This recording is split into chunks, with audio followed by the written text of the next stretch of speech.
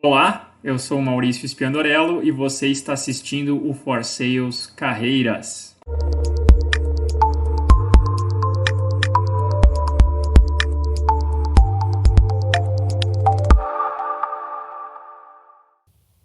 Sejam bem-vindos ao For Sales Carreiras, programa semanal de entrevistas com executivos que são referências em vendas e marketing dentro dos seus segmentos de atuação. O objetivo do For Sales Carreiras é, através da experiência dos nossos convidados e das dicas dos nossos convidados, ajudar você a melhorar a sua carreira. No episódio de hoje, nós vamos falar sobre bens de capital e segmento automotivo. E para me ajudar com as perguntas e com os comentários, eu terei a companhia do Pedro Henrique Zanol, que é um dos consultores sêniores aqui da For Sales e que já conduziu processos de recrutamento e seleção no segmento de bens de capital em países como Argentina, México e recentemente Estados Unidos. Então, Pedro, seja muito bem-vindo. Mais uma vez, é um prazer estar aqui participando. Legal, excelente. Antes de eu dar continuidade, eu queria só convidar todas as pessoas que ainda não acompanham a For Sales para seguir o nosso canal no YouTube, clicando no ícone vermelho aqui embaixo em inscreva-se e não deixem de habilitar a sinetinha para serem sempre notificados quando nós divulgarmos vídeos novos, tá bom? A nossa conversa de hoje, ela vai estar dividida em 4 etapas diferentes. Num primeiro momento, vamos falar sobre a carreira do nosso convidado. Num segundo momento, vamos falar sobre o case, o principal case de entrega de resultado do nosso convidado. Num terceiro momento, vamos falar sobre o futuro do segmento de bens de capital. E num quarto e último momento, o nosso convidado vai dar dicas de carreira para quem está nos escutando. Então, se você quer um dia ser um CEO de uma grande empresa, chegar a um cargo de nível estratégico, não deixe de assistir esse vídeo até o final.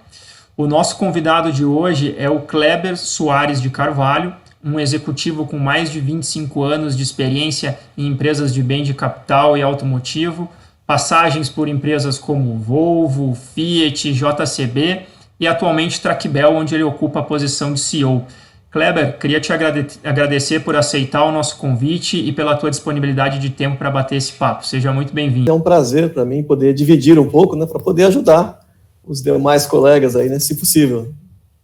Legal, excelente, Kleber. Então, para a gente começar, vamos falar um pouquinho sobre a sua carreira, para quem está nos assistindo te conhecer um pouquinho melhor.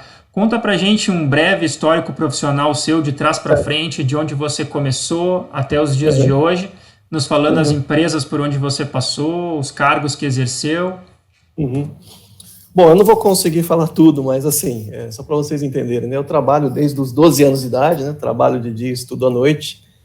Estudei à noite, né, desde 1982, então eu comecei minha carreira lá como office boy, depois eu fui desenvolvedor ou programador de computador na época, né, mas a minha carreira em grandes empresas começa em 1990, né, aí 8 anos depois do tempo que eu já trabalhava, né, começa como estagiário numa grande empresa, na Volvo, divisão de equipamentos de construção, na cidade de Pederneiras, onde eu fiquei mais ou menos 1 ano como estagiário, depois já fui promovido, né, fui admitido, né, como funcionário, fiquei por ali uns 5, 6 anos mais ou menos.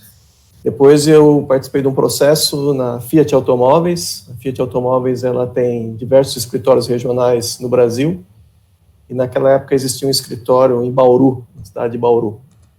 E eu acabei entrando ali como técnico de campo. Fiquei nessa posição por algum tempo,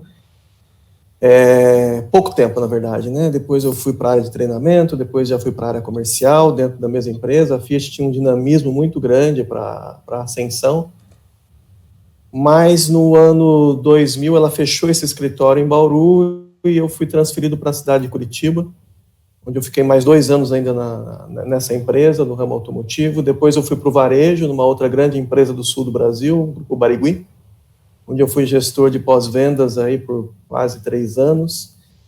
E voltei para a Volvo, se eu não me engano, em 2004 ou 2005, numa posição mais simples, mas a minha visão naquele momento era ter conhecimento internacional, vivência internacional, então eu achava que deveria ser por ali. Por ali eu fiquei um bom tempo, saí do Brasil, fui para outros países, depois voltei para o Brasil na JCB e hoje estou na Tracbel como executivo principal da divisão de equipamentos de construção. Legal, Kleber. Só para o pessoal entender um pouquinho melhor, dentro dessa segunda passagem na Volvo, quais foram os países onde você atuou e em que posições? Só para contextualizar quem está nos escutando. Bom, primeiro, né, eu entrei lá como analista de marketing, né? Tinha saído de uma posição de gestão no Grupo Barigui para assumir uma posição de analista. Fiquei por pouco tempo nessa posição, acho que não deu um ano. Passei para coordenador de serviços no Brasil e depois para gerente de serviços para a América Latina. E nesse momento eu senti a necessidade de duas coisas importantes, né? Era ter uma vivência internacional e assumir uma posição em business. Foi quando eu fui para a Colômbia e assumi a posição de executivo-chefe na operação da Volvo na Colômbia, onde o principal produto era ônibus, né? O produto secundário lá era caminhões. Equipamentos de construção na Colômbia era um importador privado que eu não tinha gestão. E aí na Colômbia eu fiquei quase 3 anos, né, administrando o negócio da Volvo lá. Nós, na época, tinha, acho que eram 17 ou 18 empregados, funcionários, né, colaboradores. E quando eu saí de lá já éramos em 120, né, em 2 anos e meio. Então foi um crescimento assim enorme, né, em pouco tempo. Nós abrimos a rede de distribuição na Colômbia, própria da Volvo. E em 2016 eu participei de um processo interno na Volvo para assumir uma posição semelhante, mas em equipamentos de construção na Argentina, onde eu fiquei por 2 anos também. Então, a minha carreira na Volvo, na segunda etapa, começa como analista e termina como diretor executivo na Argentina. Kleber, e aqui você atribui essas promoções enfim, essas evoluções na tua carreira? Não, é assim, gente. Primeiro, desde lá dos 12 anos de idade, que eu acabei não contando a história, porque eu acho que no momento agora não é relevante, tem a sua importância, mas eu já pensava que existem 2 caminhos somente para você sair de uma situação que eu julgava simples, né, ou humilde, para uma situação melhor. É o trabalho e o estudo. Então, as 2 coisas elas têm que caminharem juntas. Então, você aproveitar as oportunidades elas sempre vão surgir, só que você tem que estar preparado. Então, por isso que eu falo trabalho e estudo. O estudo não é só o meio acadêmico, mas é você entender o seu perfil, entender onde você quer chegar e fazer toda a base teórica para você poder assumir uma gerência, assumir uma gestão de pessoas, né? Então, vai desde, sim, da formação acadêmica, mas também de cursos profissionalizantes ou cursos de curta duração, para que você possa cobrir os seus gaps. Muitos falam, né, que às vezes não tem oportunidade. A oportunidade ela sempre existe. Agora, a maioria não está pronto. Então, você tem que entender, olhar para o espelho ou pedir feedback para entender aonde você pode melhorar para poder assumir uma posição melhor. Se é esse o seu desejo. Conheço muitos profissionais também que começam como técnico, como analista e terminam a carreira como técnico e como analista e são felizes, porque a vida de ascensão profissional para um cargo de liderança ou para trabalhar numa grande empresa, ela é uma vida árdua. Então, não imagine que primeiro, você tem que estar pronto para cada uma das etapas, segundo, você tem que querer, e terceiro, você tem que saber que cada vez vai ficar mais difícil o seu dia a dia. As atividades elas vão aumentar a responsabilidade, você vai perder fim de semana, perder feriados, perder férias, perder noites de sono, mas tem sua compensação também, se é o que você almeja. Agora, a pessoa que tem uma carreira linear, vamos supor um engenheiro, não, você sempre engenheiro de serviços, por exemplo, não tem problema nenhum, ele vai ser feliz também sendo engenheiro de serviços. Agora, tem pessoas que almejam, foi meu caso, né, desde como office boy eu queria ser o número 1 de uma grande organização. Então, você tem que vir traçando, cobrindo com as necessidades, portanto. Né? Então, essa é a grande dica, é estar pronto, formação própria. É óbvio que as lideranças vão ajudar, mas você tem que querer e tem que fazer a lição de casa, tem que estar pronto. Não existe profissional numa posição importante numa empresa que não esteja preparado. Hoje, a pessoa tem que estar preparada. E as oportunidades surgem para quem está preparado. Excelentes pontos, Kleber, excelentes. E só para a gente fechar essa primeira parte sobre a sua carreira, para você que tinha esse objetivo claro de um dia chegar a ser um CEO aonde você chegou, né? Pensando, olhando para trás e olhando para a sua carreira, Qual você acha que foi a principal decisão, a principal escolha que você fez em termos de carreira para te ajudar a chegar nessa posição? A primeira atitude chama-se mobilidade.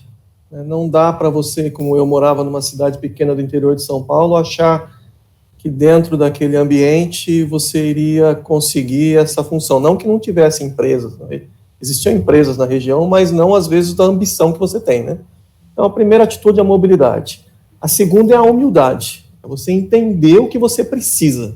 Não adianta você querer ser um gerente, né, ou ser um supervisor ou um coordenador se você não tem uma formação, né, não, está somente ali no dia a dia, né, porque o conteúdo acadêmico, ele ajuda muito, né, ele vai te abrir horizontes e te abrir a visão para o que você não enxerga, e não dá para ter visão curta quando você é um líder. Então, essas duas grandes etapas. A terceira, talvez menos relevante, dependendo de onde você queira ser líder, chama-se idioma. Falando somente português, é difícil você ingressar numa grande corporação. Com o mundo globalizado hoje, você tem que pelo menos falar um inglês, né? Desejável outro idioma, mas pelo menos saber o inglês, falar o inglês é importante. Então, essas três atitudes, mobilidade, formação acadêmica e idioma, que vão alavancar a sua vida profissional, a sua carreira. Passando para a segunda etapa de perguntas, vamos falar um pouquinho sobre o principal case de entrega de resultado na sua carreira. E aí eu vou passar a palavra para o Pedro para que ele conduza esse segundo bloco.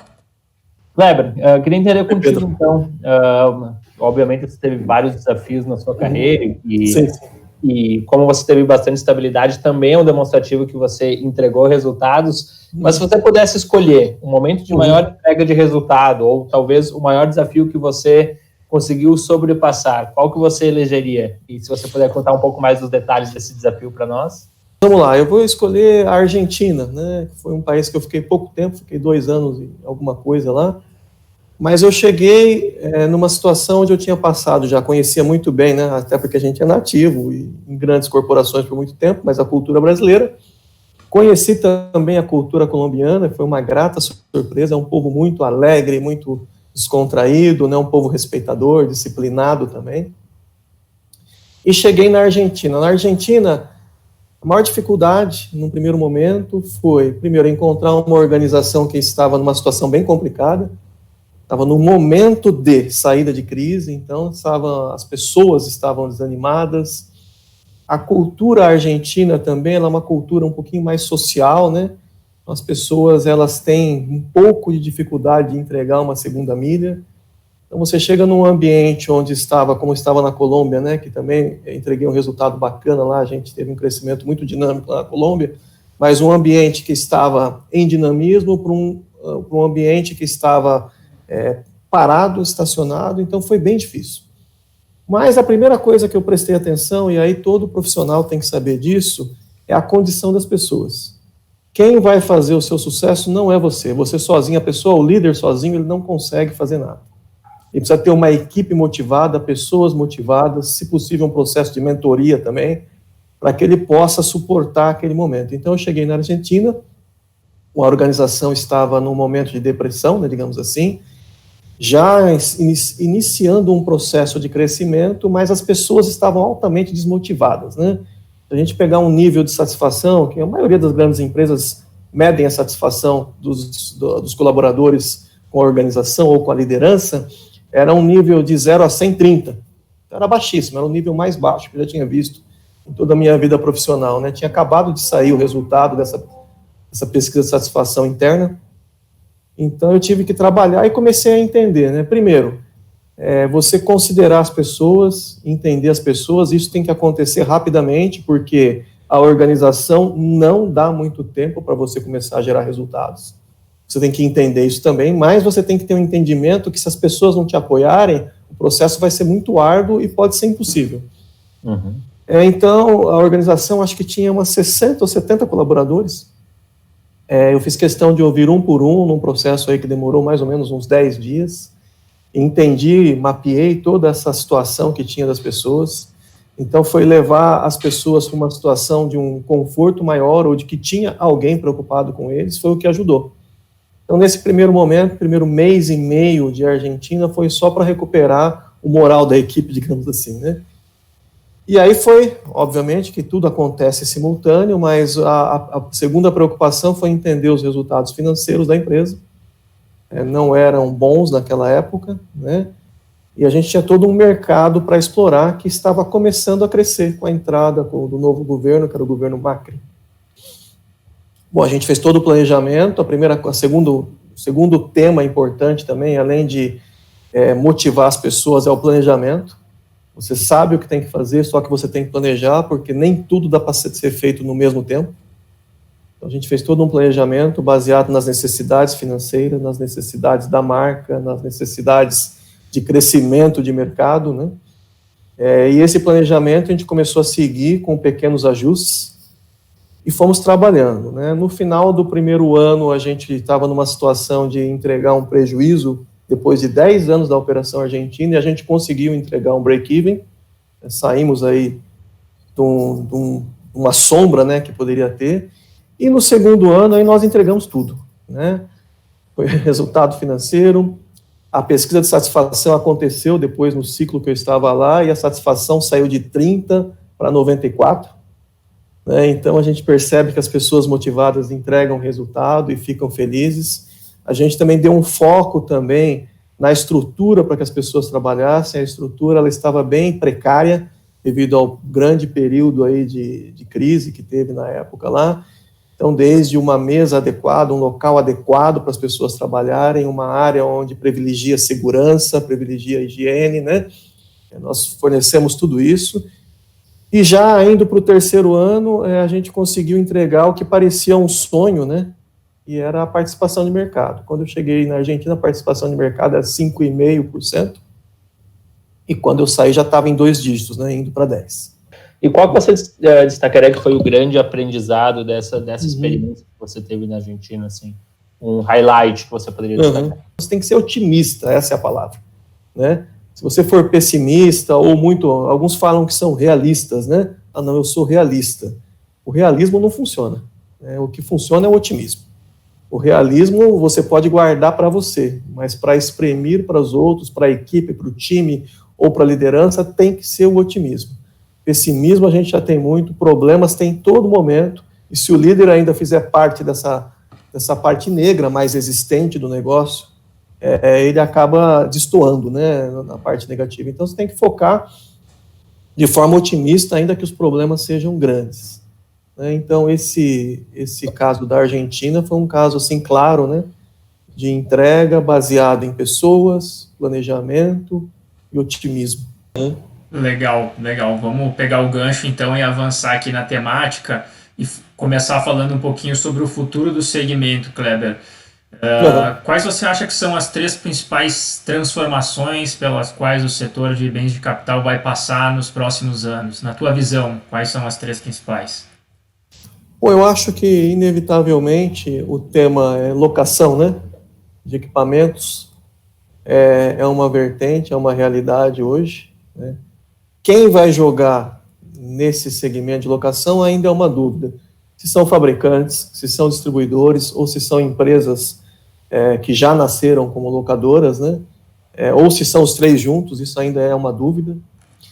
Outro pilar também é o vendas online, né? Você comercializar tudo pela internet. Hoje a gente já está vendo a diferença que isso está fazendo em muitos negócios, não somente no negócio de bem de capital, mas até no negócio automotivo. Você ter alguma coisa online, você ter como fechar um negócio online, está sendo um diferencial. Então isso passa a ser uma nova vertente. E a consolidação de quem já está no Brasil. Eu vou até fazer uns players asiáticos, né? Aqueles que já estão no Brasil devem se consolidar. Isso porque nós estamos vivendo um momento agora de $1 aí em torno de R$5, né? Eu imagino que de 4,50 a 5,50 tudo é possível. É difícil ter essa visão de futurologia quando se fala de economia, porque é muito volátil, vamos dizer assim.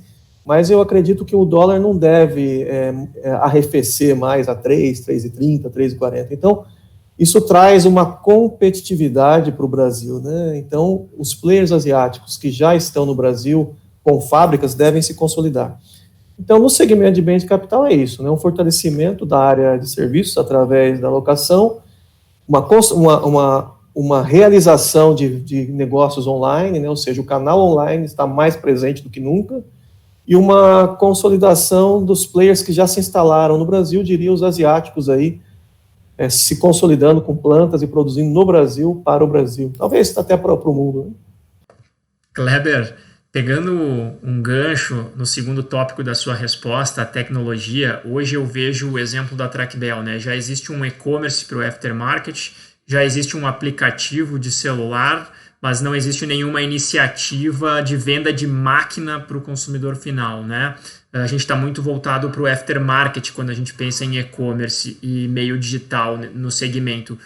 Você acha que existe um caminho para chegar na venda da máquina, para chegar na venda de um equipamento completo para o cliente? Como é que você vê essa perspectiva?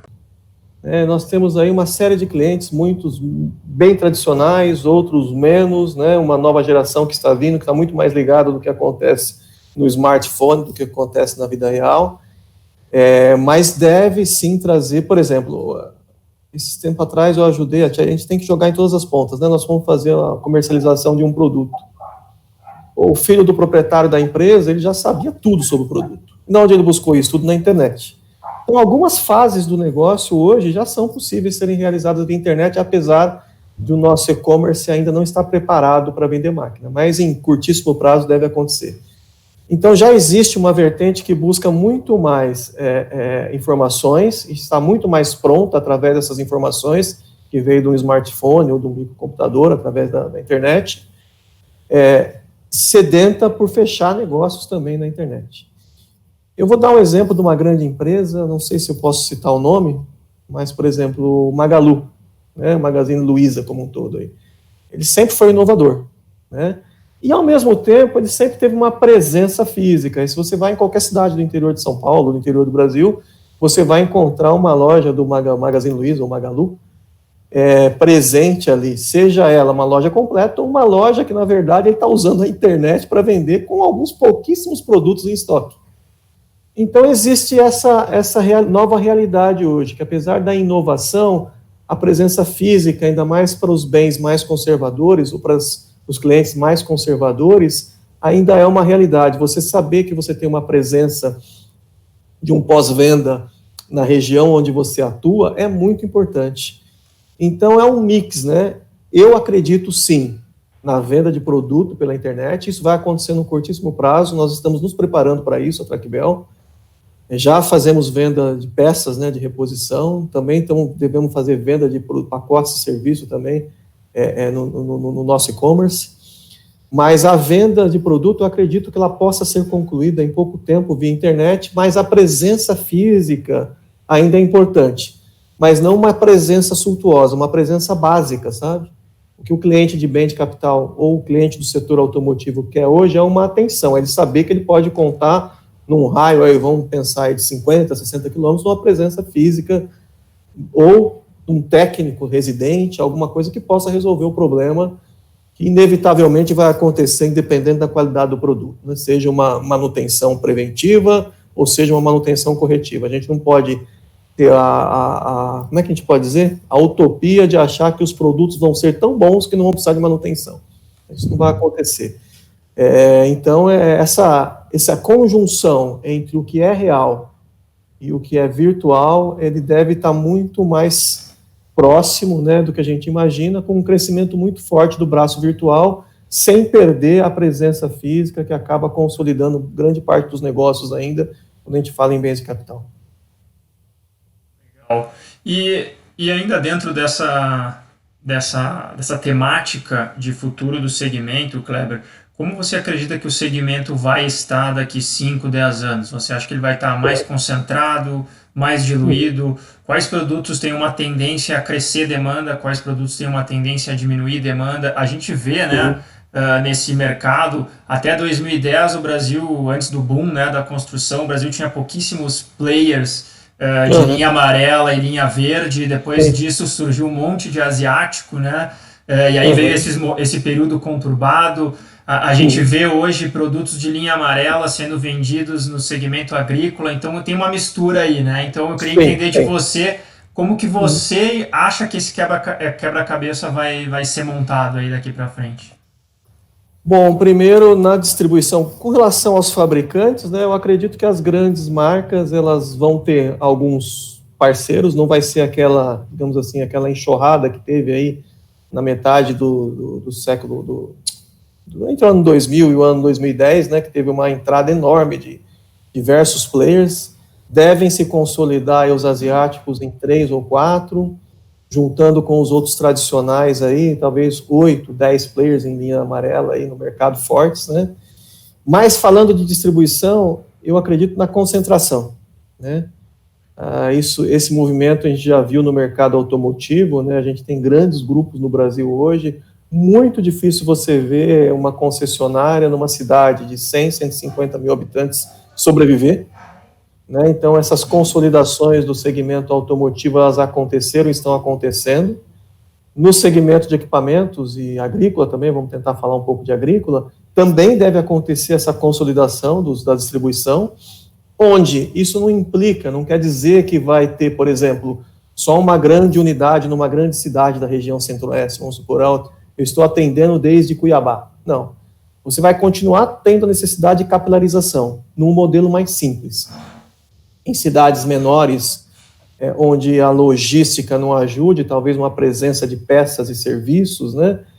Numa cidade onde a logística ajude, talvez um mecânico residente, consiga atender todos aqueles clientes da região, mas a capilarização é extremamente importante para a consolidação dessas 8, talvez 10 marcas que fiquem no Brasil aí, que se consolidem no Brasil, né? Então, isso é uma nova realidade, né? Ou seja, nós estamos vendo a distribuição de equipamentos de construção, a distribuição agrícola se consolidando em grandes grupos, com uma capilarização necessária para atingir e atender a satisfação do cliente, né?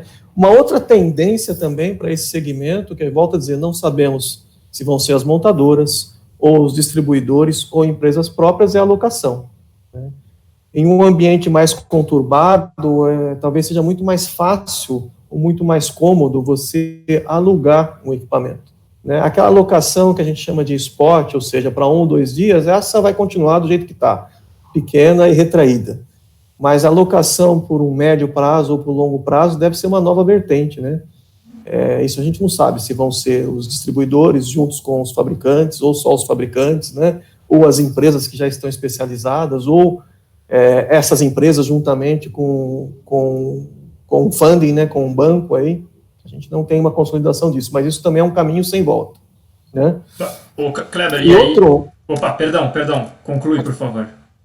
E o outro tema aí também é pacote de serviço, né? Você vender um veículo hoje, independente se é um veículo leve, ou um caminhão, ou um equipamento de construção, com um pacote de serviço, deve se tornar uma realidade. As grandes travas que a gente tem para isso são geralmente travas fiscais, né? Como você vai vender um serviço junto com uma máquina, né? Que tipo de imposto que você vai recolher. Então tem toda uma tratativa que acaba complicando no Brasil, né? Poderia ser mais simples, né? O empresário, ele não quer deixar de pagar imposto, ele quer fazer a coisa certa. Só que é uma complexidade tão grande em imposto que às vezes você pode esquecer ou deixar de fazer algo, né? Então todo mundo tem medo de entrar nisso.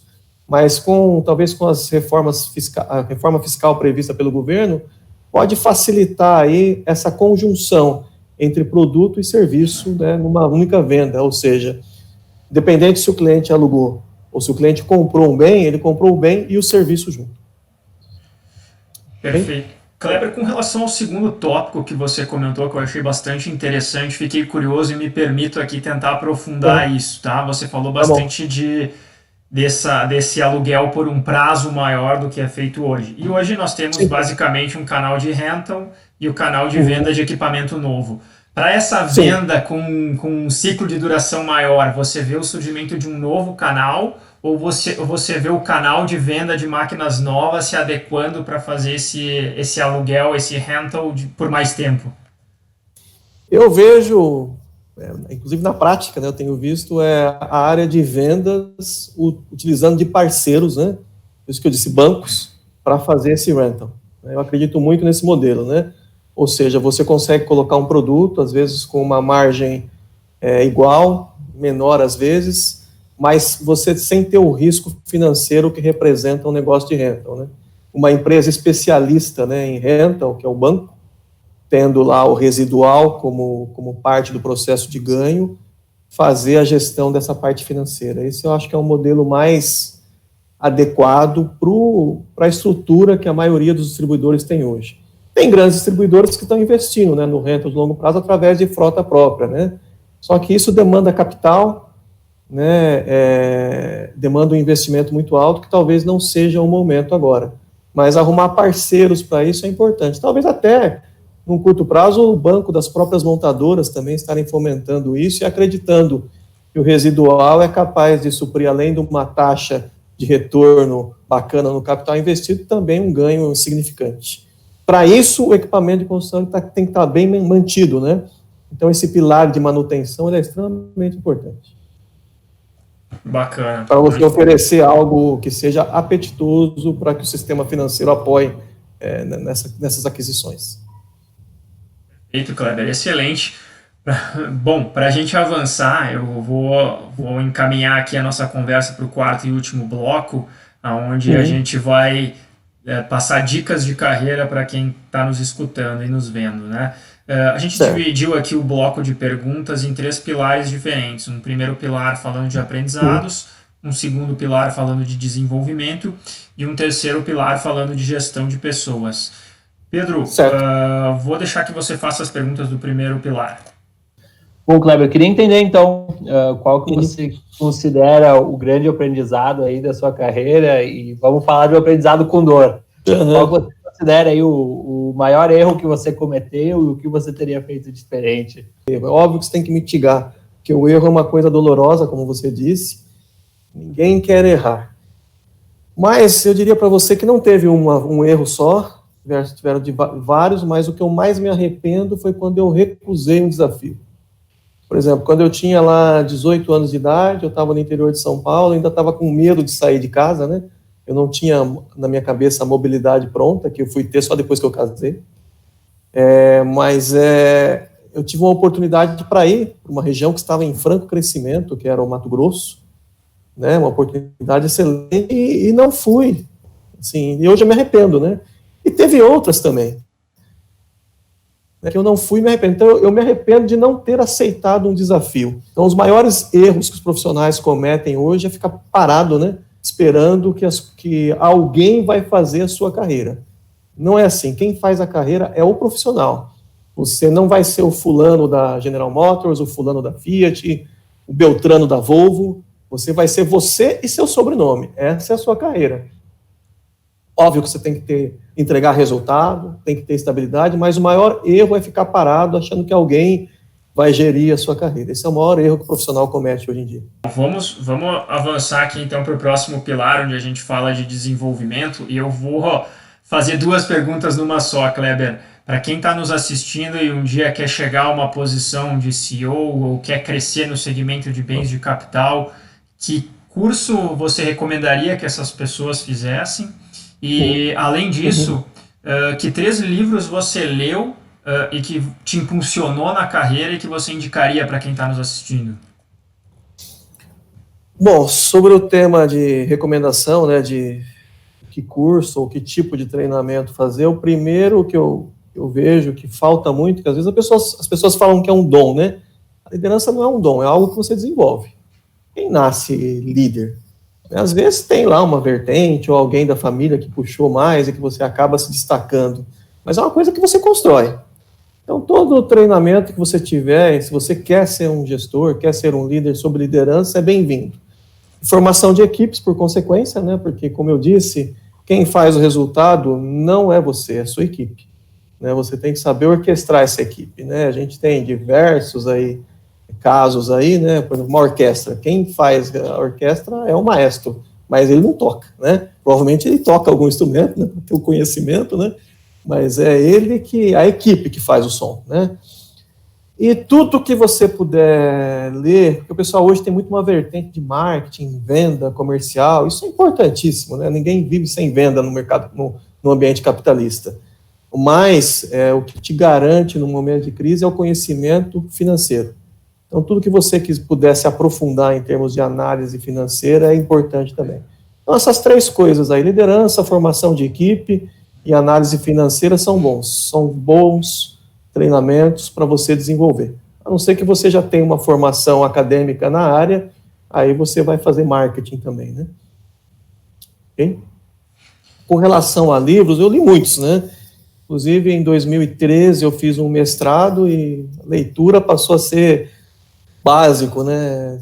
À noite, fim de semana, férias, foi 2 anos sem sossego para poder fazer o mestrado. Mas 2 livros me chamaram a atenção, um é Leadership Pipeline, de Ran Charan, e o segundo, Management, de Peter Drucker. São 2 excelentes leituras aí, se você puder fazer. Um terceiro que eu falo, né, não é nada tendencional, mas é ler a Bíblia também. Você vai ter uma série de histórias de liderança, de tática, de guerra, de crise dentro da Bíblia. Então, se você não tem acesso a uma leitura mais completa, mais organizada, vai na Bíblia, você vai encontrar um monte de histórias que te dão uma dica, né, de como é que deve ser um líder, como é que não deve ser, como que acontece no momento de crise, como organizar, como ser estrategista. Então, acho que essas 3 leituras aí, eu acho que já dão uma base boa aí, né, sobre gestão, sobre liderança e formação de pessoas e também sobre estratégia, sobre uma série de coisas, né.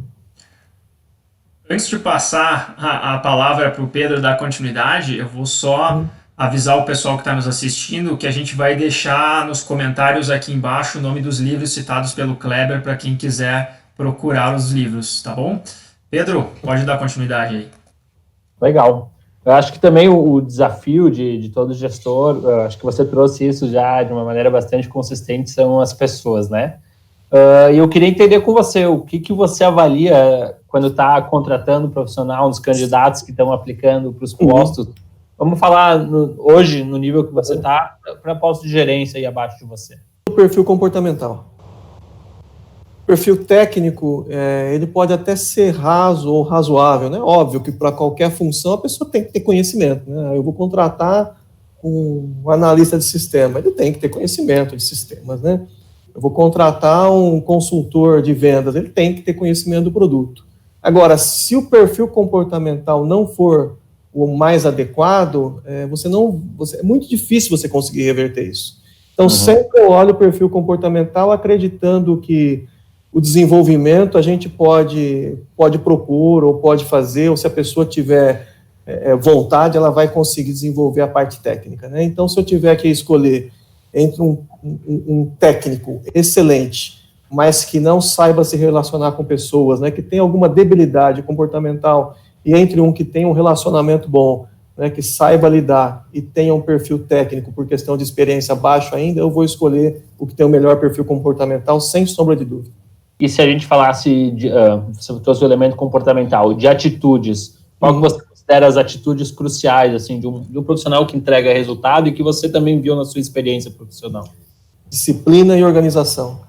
Se a pessoa não tiver disciplina, não entender que o cliente abre a sua operação às 8 da manhã e você tem que estar disponível às 8 da manhã, vai ser difícil. Então, a disciplina foi uma das coisas que mais colaborou para o meu crescimento profissional. Vou dar um exemplo. Na Colômbia, em Bogotá, a cidade é muito complexa para se mover. Então, todas as pessoas que atrasam põem a culpa no trânsito. Eu falei, puxa, mas não é possível que seja assim. Bom, o que eu fazia para cumprir com a minha agenda com clientes? Eu tenho uma reunião às 13 horas. Eu perguntava, às vezes, para o motorista, né? Porque dia sim, dia não, lá você está com o motorista por questão de rodízio, né? Quanto tempo é do escritório até a operação do cliente? É 1 hora. A reunião lá é às 3, a gente sai às 2. Eu falei, não, nós vamos sair 1 da tarde. Eu sempre saía 40 minutos, 50 minutos antes. Então, a disciplina é você que quer. Você precisa acordar às 4 da manhã para estar às 8 trabalhando, você tem que acordar às 4 da manhã, não porque o teu chefe insiste, é porque isso faz parte do seu trabalho. Então, não opte por trabalhar com horário mesmo. Então, a disciplina, a organização são os 2 pontos chaves aí. Para quem está começando, né? Se você não tiver essas 2 coisas, vai ser muito difícil você aprender idioma, vai ser muito difícil você estudar e trabalhar ao mesmo tempo. Tem que ter, não tem forma. E que dica você daria aí para quem está começando no segmento e quer chegar um dia a ser um general manager de uma operação de bem de capital no Brasil? Não deixe o tempo passar, né? Às vezes as pessoas falam, não, semana que vem eu vou começar o inglês, né, por exemplo, semana que vem. Aí fica, vai postergando. De repente passou um ano, não, ano que vem eu vou começar meu MBA. Então não, comece agora, nem que a opção não seja tão boa, né? Talvez um curso online, são excelentes também, e agora, né, com essa situação que nós estamos vivendo hoje em dia, fazer as coisas online vai virar uma nova normal do mercado. Então, comece já, tenha disciplina com isso, porque cada ano, cada mês que passa é um ano que você vai ficando para trás. Não adianta achar que vai ser um gerente geral, que vai ser um diretor executivo, vai ser, enfim, um CEO somente com querer. Não, você tem que fazer. Você tem que cuidar das 3 coisas que eu falei no começo da nossa entrevista. Cuidar da sua formação, né? Formação teórica, acadêmica, cuidar do seu resultado, né? Do que você está fazendo para que gere resultado, e cuidar também se é a tua aspiração de idioma. As 3 coisas elas vão abrir, porque não adianta abrir uma vaga de diretor, abrir uma vaga de gerente e você não estar pronto. Você tem que estar pronto, não adianta achar que alguém vai te contratar. Eu já ouvi muito profissional falar isso, Kleber, não, você me dá 6 meses eu estarei fluente em inglês. Não existe isso, gente. Você me dá 6 meses que eu vou estar sabendo fazer. Não existe, você tem que estar pronto. Né? Não tem forma. Perfeito. Dá para complementar muito do que você trouxe aqui, me fez lembrar de 2 publicações bastante interessantes também. Uma é os 7 hábitos das pessoas altamente eficazes, né? Eu acho que muito do que você falou aqui me fez lembrar dos 7 hábitos, e também Empresas Feitas para Vencer, também, do Jim Collins, também tem muitos elementos que você veio construindo aqui. Bom, com essas dicas valiosíssimas, com essa reflexão extremamente importante, a gente vai chegando na reta final do nosso bate-papo de hoje. Em nome da For Sales, eu queria agradecer muito o Kleber pela disponibilidade de tempo para fazer esse bate-papo com a gente. Muito obrigado, Kleber. Obrigado vocês, obrigado, e contem comigo para qualquer evento, qualquer coisa que vocês necessitem para ajudar na formação do profissional. Se nós não colaborarmos e não dissermos claramente o que a gente precisa, né, para o profissional, para o jovem que está começando a carreira, ou para aquele profissional que está no nível médio, vai ficar difícil ele saber o que precisa, né? Então, o feedback e essa interação que a gente está tendo é extremamente importante para nós também, não só para vocês. Perfeito. Obrigado, Pedro, também pela participação. A todos que nos assistiram até aqui, eu convido mais uma vez, para quem ainda não acompanha a For Sales, para acompanhar o nosso canal, que é nesse canal aqui que a gente vai divulgar vídeos exatamente como esses. Muito obrigado, até o próximo For Sales Carreiras.